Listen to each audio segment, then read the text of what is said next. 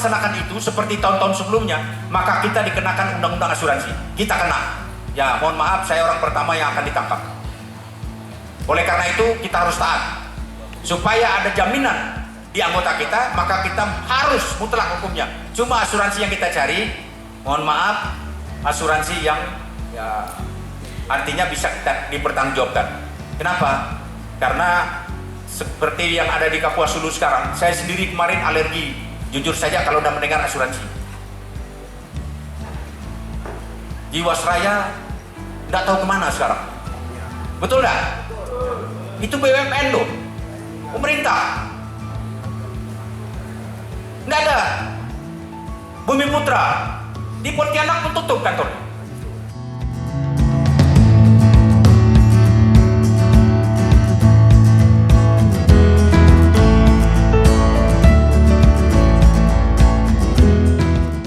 KSPC Tulung Jaya berdiri pada tanggal 15 Oktober 2001 di Kota Putus Sibau dan sampai saat ini wilayah kerjanya masih sebatas wilayah di Kapuas Hulu. Ini merupakan komitmen KSPC Tulung Jaya untuk fokus membantu pembangunan ekonomi masyarakat Kapuas Hulu. KSPC Tulung Jaya merupakan salah satu koperasi primer yang secara kelembagaan bernaung di bawah Federasi KSP Puskok Cina atau Pusat Koperasi Kredit Union Indonesia dalam perjalanan yang kini hampir mencapai 22 tahun. Lembaga ini sudah diperkaya dengan berbagai pengalaman menyenangkan maupun yang kurang menyenangkan. Namun, semua itu menjadi bahan pembelajaran untuk terus tumbuh dan berkembang sebagai lembaga koperasi simpan pinjam yang berbasis masyarakat. Lembaga ini selain berorientasi memperoleh laba usaha atau dividen, juga berorientasi sosial, khususnya untuk membantu anggota tentang perencanaan perekonomian keluarga dan pemberdayaan ekonomi anggota untuk mencapai taraf hidup yang layak. Kami yakin sebagian besar anggota tentunya menaruh harapan besar pada lembaga ini sebagai sarana yang dapat dimanfaatkan bukan hanya untuk membangun ekonomi diri sendiri, namun juga membantu sesama tanpa harus berkorban secara berlebihan. Keyakinan kami ini berdasarkan pada kenyataan bahwa pertambahan anggota yang setiap tahunnya terus meningkat. 2022, jumlah anggota sudah mencapai 23.636 orang atau meningkat sebesar 4,29% dari tahun buku 2021 yang berjumlah 22.664 anggota, jadi bertambah sebanyak 972 orang. Salah satu penyebab pertumbuhan yang belum sesuai standar dikarenakan banyaknya anggota keluar dan dikeluarkan, serta KSPC Tulung Jaya belum melakukan ekspansi pasar dan pengembangan wilayah kerja. Artinya, sampai saat ini CU Tulung Jaya itu masih fokus di Kabupaten Kapuas Hulu. Jadi, CU Tulung Jaya tidak merambah sampai ke Sintang, ke Melawi, bahkan ke Pontianak. Ya. Jadi, cukup masih wilayah Kapuas Hulu karena potensinya masih luar biasa. Sedangkan anggota yang keluar berhenti dan meninggal pada tahun buku 2022 adalah sebanyak 1092 orang. Jadi total tahun buku 2022 ini hanya tinggal bertambah 972 orang. Lumayan, hampir kurang lebih 1000 dari 2000 yang masuk. Adapun alasan penyebab anggota keluar berhenti selama tahun buku 2022 setelah dihimpun oleh manajemen, yang pertama meninggal dunia sebanyak 206 orang. Kemudian yang kedua diberhentikan 221 orang, diberhentikan karena tidak pernah bayar wajib, ya. Sebagian juga tidak menyetor kewajibannya menyicil pinjaman, ya. Sudah sekian kali mau tidak mau kita sita barangnya, kita sita jaminannya dan orangnya harus kita keluarkan karena itu memang merupakan contoh anggota yang tidak baik.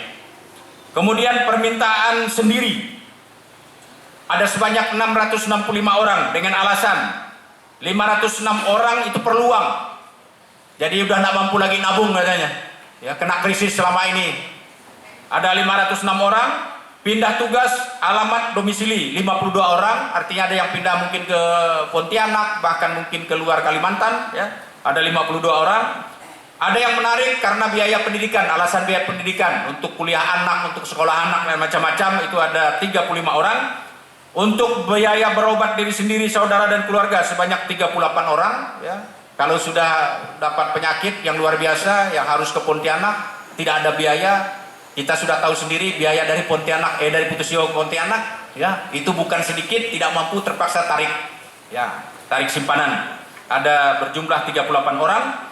Karena kecewa pinjaman tidak dikabulkan 8 orang, kecewa, taunya minta pinjam, tapi persyaratan pinjaman tidak dipenuhi, karena pengalaman yang ada banyak pinjam, banyak alasan, banyak cara supaya bisa dicairkan, tetapi kita punya aturan. Nah, kita semakin hari dengan pengalaman semakin ketat. Pokoknya ya boleh dipenuhi, syaratnya harus ditambah umpamanya. Tapi tidak ditambah, ya udahlah, saya kecewa, saya tarik. Tidak masalah, daripada dia mengganggu lembaga ini. Kemudian untuk modal usaha, ada buku tabungan di tempat lain, artinya membuka tabungan di tempat lain 1 orang, nggak apa-apa, karena lembaga keuangan ini banyak. Ya, CU aja udah bertaburan di sini. Tapi di bawah Pusko Cuina tidak ada, cuma Tilung Jaya saja di Kabupaten Kapuas Hulu. Tapi yang Puskap dan segala macam ada, lengkap di sini. Ya, Lantang Tipo, Keling Kumang, Trita Pangkasi, pokoknya banyak di Kapuas Hulu. Silakan. Yang hanya di bawah naungan Puskop Cuina, ya, saya katakan Puskop Cuina itu adalah tempat wadah CU-CU yang paling banyak se-Indonesia, 45. Mohon maaf, saya tidak membandingkan dengan CU lain. Ya. Artinya di situ sudah kelihatan kredibilitasnya. Ya, kalau orang percaya dan banyak di situ berarti bagus. Saya yakin seperti itu. Jadi kita termasuk dari 45 CU yang ngumpul di Puskop Cuina. Nah, kemudian yang keperluan untuk buat rumah, bangun rumah, beli tanah itu ada 11 orang. Untuk modal usaha sebanyak 8 orang, kurang modal dia tarik simpanannya, suruh minjam tidak mau. Kemudian bayar pinjaman tempat lain sebanyak 3 orang, tidak setuju kenaikan dana solidaritas duka itu sebanyak 3 orang. Dia tidak setuju. Padahal itu adalah keputusan rapat anggota tahunan kita tahun 2021. Kenapa? Dari pertanggungjawaban kita tahun 2021, dana solidaritas duka itu kita tekor 499 juta. Karena yang meninggal 300, kurang lebih 315 orang kalau tidak salah saya tahun kemarin. Nah, tahun ini berkurang 206 ya. Tahun lalu 315 orang meninggal, tahun ini berkurang. Kalau sama dengan tahun lalu kita pun masih tekor, maka kita sepakat kemarin menaikkan dari 12.500 menjadi 15.000. Nah, itu yang harus Bapak Ibu pahami. Ini Bapak Ibu adalah perwakilan yang hadir pada rapat anggota tahunan untuk memberikan pemahaman kepada anggota lain. Ini untuk itulah jumlah anggota yang keluar dengan berbagai alasan. Kita tidak bisa menahan mereka, tapi yang sebenarnya kesengajaan banyak 200 lebih kita keluarkan itu memang karena mereka tidak taat. Mereka boleh saya katakan ingin merusak CU ini. Oleh karena itu daripada dirusak, dia kita rusak, dia kita keluarkan. Yang kedua, kantor pelayanan. Kita sudah membuka ada 15 kantor pelayanan termasuk di Putus Ibau. Tadi sudah disebutkan ada di Putus Ibau, Nangambalo, Hulu Kapuas, Semangut, Martinus, Mentebah, Tekuda, Badau, Lanjak, Dika, Nangawin, Mendalam, Jongkong, Tanjung Kerja, dan Nangkantu. Ke depan ada beberapa kantor cabang kita barangkali perlu kita evaluasi karena syarat kantor cabang itu minimal 1.000 anggota. Nah, kalau yang dalam tahun ini tidak bisa mencapai 1.000 karena kalau tidak salah masih ada yang 800 lebih anggotanya kantor cabangnya. Seperti Mendalam umpamanya, itu belum cukup. Nah, nanti barangkali kalau itu tidak juga bisa kita jumlah anggota mencapai 1.000, maka kantor cabang itu kembali bergabung dengan Putus Ibau yang ada di Mendalam. Ini satu contoh ya. Nah, ini saya minta, kebetulan perwakilan dari Mendalam mungkin dengar, kami juga ingin masukan kepada anggota. Kalau ada pelayanan yang kurang baik, tolong laporkan, tolong sampaikan, tolong beritahu. Karena CU itu adalah milik kita bersama, bukan milik pegawai, bukan milik pengurus, bukan milik pengawas. Ingat itu Pak, CU, kantor CU milik kita. Karena Bapak kemarin masuk itu bayar, ada uang gedung, betul enggak? 100.000 Bapak nyumbang untuk gedung. Jadi gedung di mana-mana itu sekarang ini termasuk yang di Putus Ibau ini punya kita semua, bukan punya Anton Pamerukan, punya kita semua. Nah, oleh karena itu kalau ada pelayanan yang kurang baik, ingatkan. Kantor kotor, banyak sampah, ingatkan. Kantor kami, kok kantor kita ini seperti ini. Tugas Bapak Ibu. Setuju Pak? Mau? Oke. Kemudian yang ketiga, solidaritas. Yang pertama, solidaritas kesehatan. Ya, berdasarkan keputusan rapat anggota tahunan tahun 2021, solidaritas kesehatan kita tutup. Kenapa? Karena memang jujur saja itulah salah satu faktor kita mendidik orang berpikir baik, tapi banyak dan ada sebagian itu yang berpikir kotor. Ya, kotor kenapa? Ada kerjasama, mohon maaf, dengan petugas kesehatan menyatakan bahwa ini rawat jalan. Nah, minta biaya dikasihkan. Setelah kita perhitungkan dan kita hitung, yang pertama manfaatnya tidak terlalu bermanfaat, yang kedua timbul untuk berpikir kita ngakal. Nah, oleh karena itu sesuai dengan surat himbauan ketaatan aspek hukum dari Puskop Cuina nomor 712/PKCU/DP/5 Romawi/21 yang berkaitan dengan Undang-Undang nomor 40 tahun 2014 tentang perasuransian mengenai produk Solkes dan Solduka di CU primer, dan surat edaran dari Puskop Cuina nomor 1825/PKCU/DP/12/21 tentang kepatuhan terhadap regulasi pemerintah yang berkaitan dengan penggunaan istilah untuk produk soliditas anggota, serta berita acara hasil keputusan rapat anggota tahunan Kopdit CU Tulung Jaya, dulu Kopdit Pak, ya, sekarang KSP, Koperasi Simpan Pinjam. Jadi badan hukum kita sudah berubah. Nah, karena ini 2021 masih Kopdit CU Tulung Jaya, tahun buku 2021. Poin 7, menghapus produk Solkes, soliditas kesehatan, maka tahun buku 2022 solidaritas kesehatan kita tutup. Ini keputusan kemarin Pak, bukan sekarang.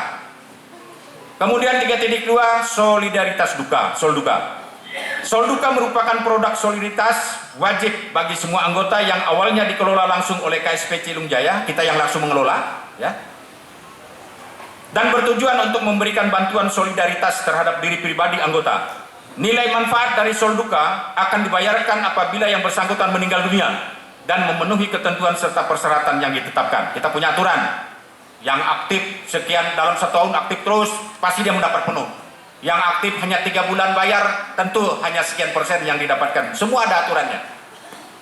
Pada tahun 2022, anggota yang menyetor solidaritas duka sebanyak 20.590 orang atau 87,11%. Artinya masih ada sekitar 12,89% yang tidak menyetor. Dengan jumlah setoran 3.088.450.000 rupiah. Sedangkan bantuan yang dibayarkan kepada ahli waris anggota selama tahun buku 2022 berjumlah 2.594 juta rupiah. Dengan rincian sebagai berikut. Anggota meninggal tahun 2021 1 orang 12,5 juta, ya. Cicilan yang masih tertinggal 1 orang karena dari pihak ahli waris belum memenuhi persyaratan administrasi. Baru dipenuhinya tahun 2022, itu kita serahkan di tahun 2022. B.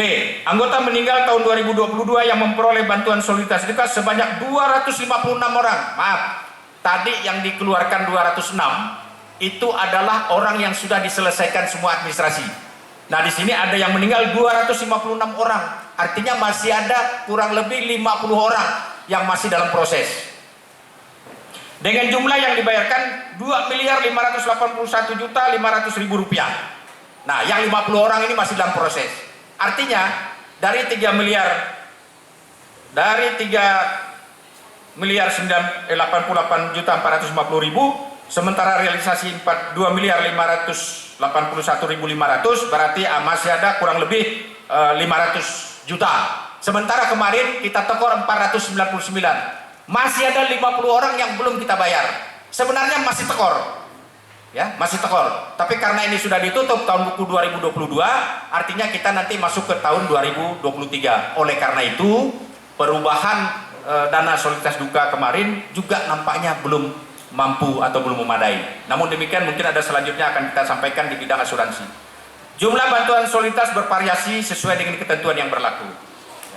Mohon maaf Bapak Ibu, kami selalu menekankan kepada manajemen, begitu anggota meninggal, aktif 100%, baik itu menyetor pinjaman maupun membayar iuran, ya, langsung harus dibayarkan, harus diantar. Itu kalau dia penuh berarti dia menerima 12.500.000.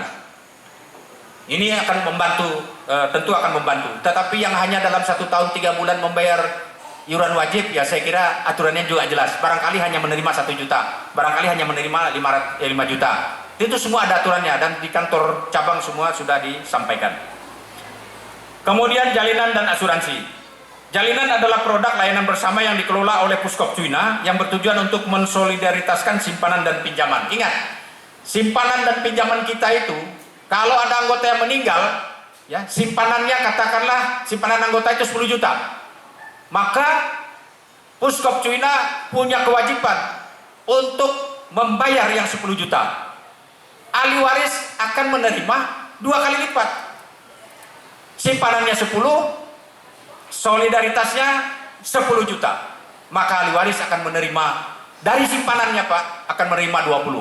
Saya barangkali ini harus menekan sedikit supaya kita paham. Yang 12,5 tadi itu duka. Nah, simpanannya kalau ada 10 juta jadi 20. Nah, kita bekerja sama dengan Puskopcuina melalui nanti ada yang disebut dengan asuransi, ya. Makanya sekarang ini barangkali prosesnya cukup ketat. Kemudian demikian juga dengan pinjaman sampai dengan batas 300 juta ya Pak JM, ya. Sampai dengan batas 300 juta pinjaman apabila masih ada saldo, katakanlah tinggal saldonya 100 juta pinjaman, dia tidak meninggalkan ke ahli waris, tidak, itu habis, hangus, simpanannya 2 kali lipat, dapat uang duka, simpanannya habis, hangus, kecuali yang minjam di atas 300 juta. Nah, ini harus dipahami, tidak ada produk lain selain daripada di CU. Baik Bapak Ibu, kemudian yang asuransi. Asuransi adalah produk perlindungan di luar jalinan, ya, yang bekerja sama dengan PT Astakanti Insurance Broker atau AKIP. Sesuai dengan hasil lokakarya jalinan tanggal 16 sampai 17 Maret 2022 di Pontianak yang dihadiri oleh 43 CU, ya, dari 43 orang dari 45 CU anggota, maka menghasilkan keputusan anggota primer usia 3 bulan sampai dengan usia 70 tahun dilindungi oleh asuransi. Nah, artinya ada yang lebih dari 70 tahun itu merupakan kerjasama kita dengan Puskopcuina. Selama tahun buku 2022, anggota yang meninggal dunia sebanyak 270 orang, ya, dengan rincian. Proses di jalinan sebanyak 109 orang, terdiri dari 61 orang sudah dicairkan, 21 orang masih dalam proses, 5 orang tidak memenuhi syarat atau ditolak, 22 orang belum diajukan ke Puskopcuina karena persyaratan administrasi belum lengkap. Ini yang proses di Puskopcuina. Kemudian proses di asuransi ada 161 orang. 81 orang sudah disetujui, 51 orang dalam proses, 29 orang belum diajukan ke asuransi karena persyaratan administrasi belum lengkap. Bapak Ibu yang saya hormati, kalau yang meninggal ini ada urusan administrasinya dengan pihak luar. Contoh dengan kepala desa, contoh dengan lurah, contoh juga dengan rumah sakit. Kalau ini tidak cepat dipenuhi, maka asuransi itu akan menolak. Ya, asuransi itu akan menolak. Nah, ini akan jadi masalah. Jadi saya minta kepada Bapak Ibu khususnya yang hadir ini bisa menyampaikan kepada rekan-rekan, kalau ada anggota kita, ya bukan karena permohonan kita, siapapun tinggal menunggu waktu. Jujur saja, saya harus menyampaikan ini, kita pasti menunggu waktu. Kita tinggal menunggu kapan kita dipanggil. Begitu dipanggil, tentu ada persyaratan-persyaratan, ya, surat kematian, karena ini proses di asuransi.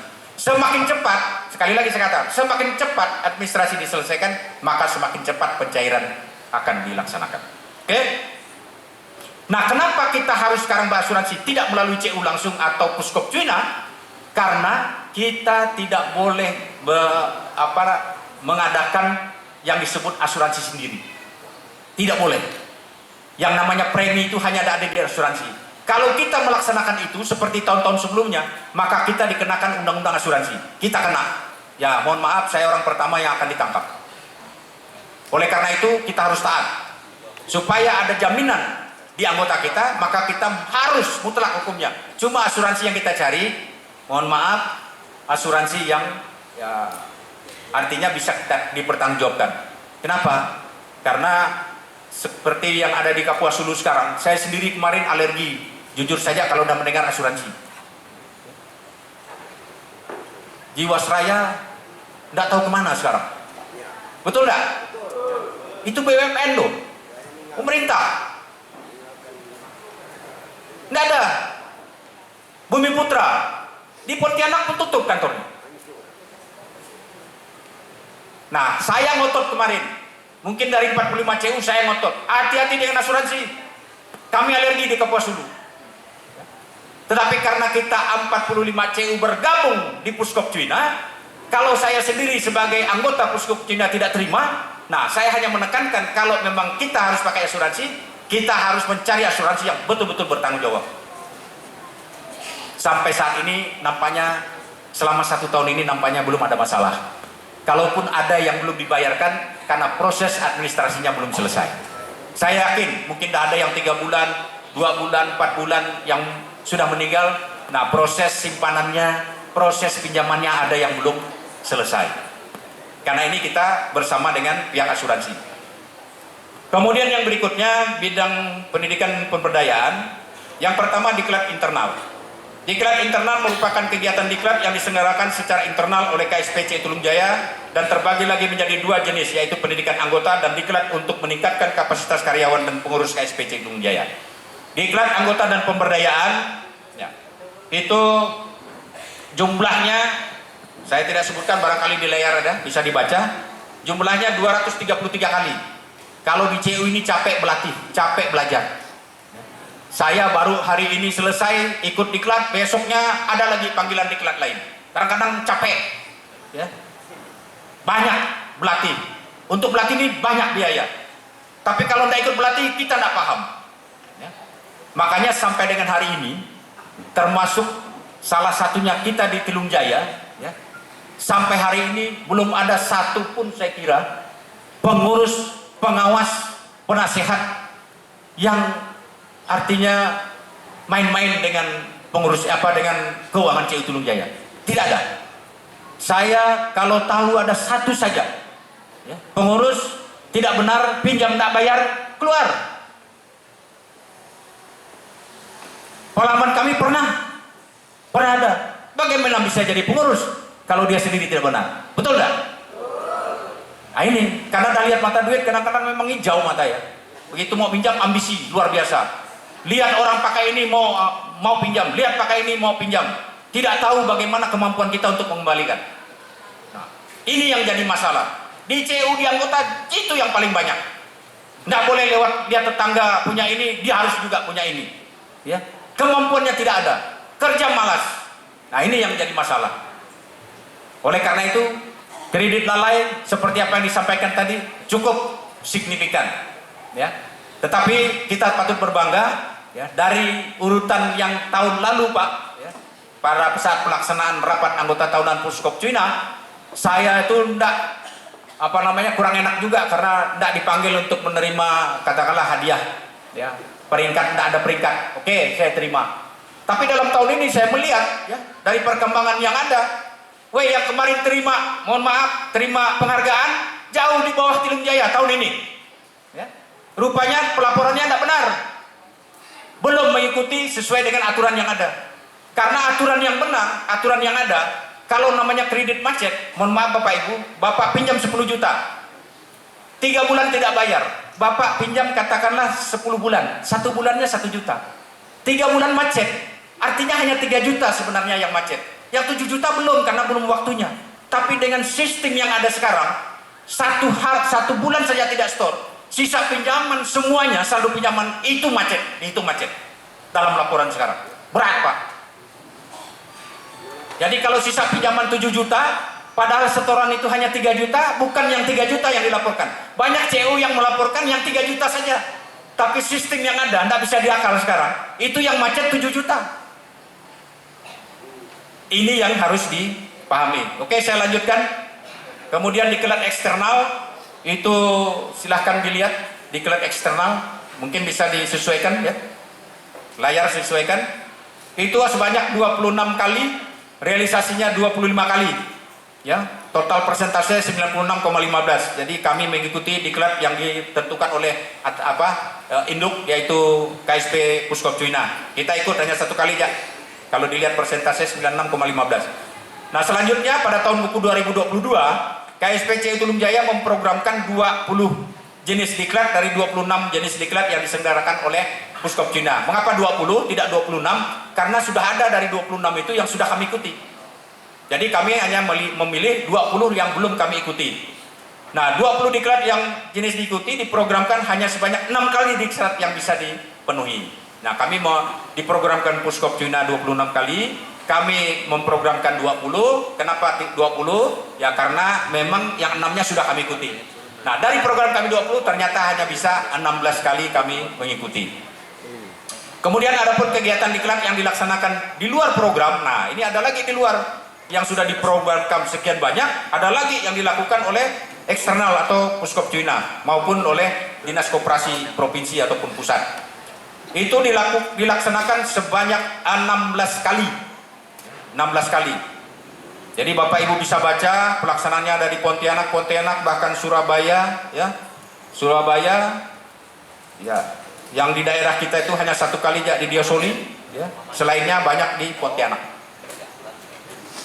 Baik, itulah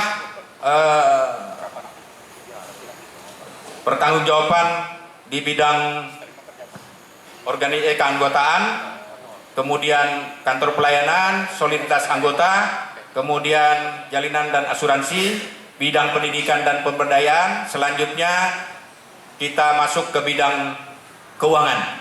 Jumlah aset hingga akhir tahun 2022 ini mencapai 254.287.486 rupiah.